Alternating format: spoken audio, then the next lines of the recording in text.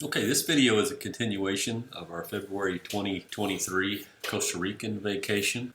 We've been spending the first couple of days down around Tambor, Costa Rica. Now, the first couple of days we've just spent relaxing around my brother-in-law's house there, swimming in the pool and walking up into the hills. This video is going to focus on our trip going up into Rio Celeste and the national park for the local volcanoes.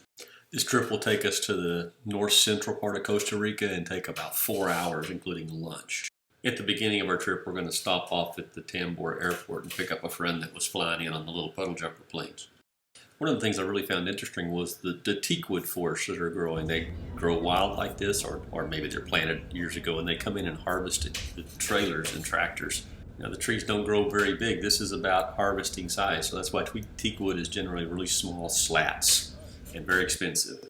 After the 4 hours on the small Costa Rican back roads and dealing with traffic, it was very nice to get to the Rio Celeste Hideaway Hotel, kick our shoes off and relax. So I'll admit, it's not really roughing it. The rooms are great. There's a nice little outside shower.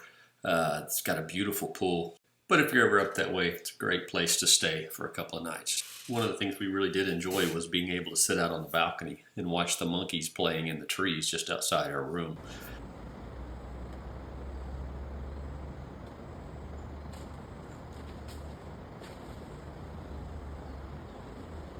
Another thing that's really hard to explain is just the total amount of flowers, plants that are growing around in the Costa Rican mountainside around this hotel. It was really obvious. Birds are another thing that are plentiful around Costa Rica, and in the mornings at breakfast they had these little trays set up with different fruits and things, and the toucans would come in and squabble over who got what. It's a lot of fun to watch them, and a lot of beautiful birds showed up. Man, it's hard to imagine what all he could do with that beak of his. Of course, with the birds came the Costa Rican raccoon, called a coati or a pazote, different names different people called it. This guy was a little more determined. He would run the birds off, and then if he didn't have enough left up there to eat, he would come into the restaurant and get up on the tables over by the edge and start eating the food there, which was fun for us, but the staff just went nuts over it every time. While the hotel is really nice and it'd be fun to stay there a long time, what we really came for was the National Volcano Park at Tenorio. This park is called a volcano park, but it's really famous for the river that runs through it and the waterfalls and the really strange aqua blue water that it has. One thing you will notice on all the park's signage and posters is this silhouette or picture of a tapir, which is a small pig-looking thing with a short elephant's trunk on it. They are an endangered species. Well, we never saw one in the wild, but they had a little park down the road with some of them there that we could take pictures of. But I'll tell you, the water and the waterfalls were everything that everyone describes. Absolutely beautiful.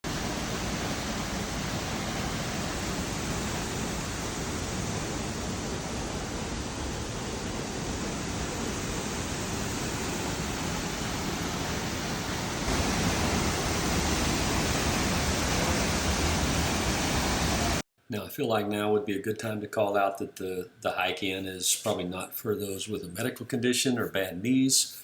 The trails can be steep, they can be wet, probably treacherous at times. In the map above, I have marked the steepest parts of the trail.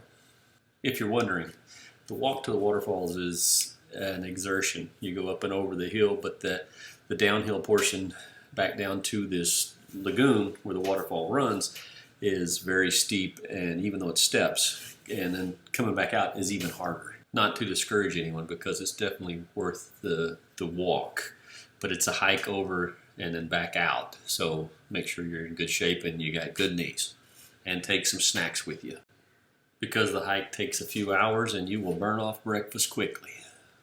After you leave the waterfall, you'll make your way on trails that aren't quite as established, but you'll go by the lookout, you'll go by the Blue Lagoon, and then you'll go by the hot springs, and then where the rivers mix, and which causes the water to turn into the turquoise that you see from there downstream.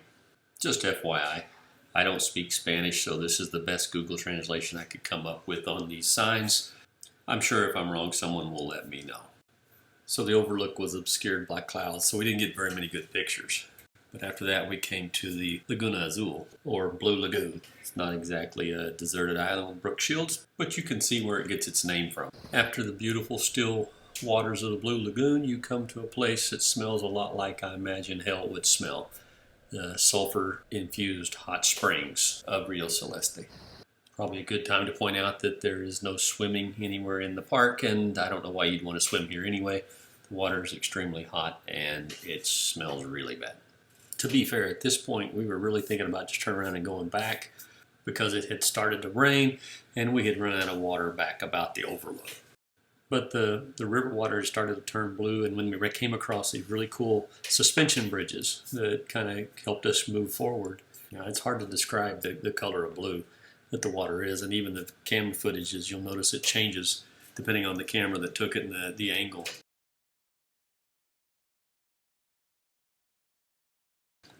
But toward the end of this walk, you come to where the water is super clear, and then it just turns blue where these two rivers meet, which makes the hike well worth it. Now, I thought I had taken a video while we were here, but when I got back, I couldn't find it on either of our phones that we took on the hike. One more thing of note is during this hike, if you'll take your time and you look up in the trees, you will see some of the really amazing birds that Costa Rica has to offer. Here's a couple of different birds that we got shots of, and I'm just going to shut up and let you listen to this last one.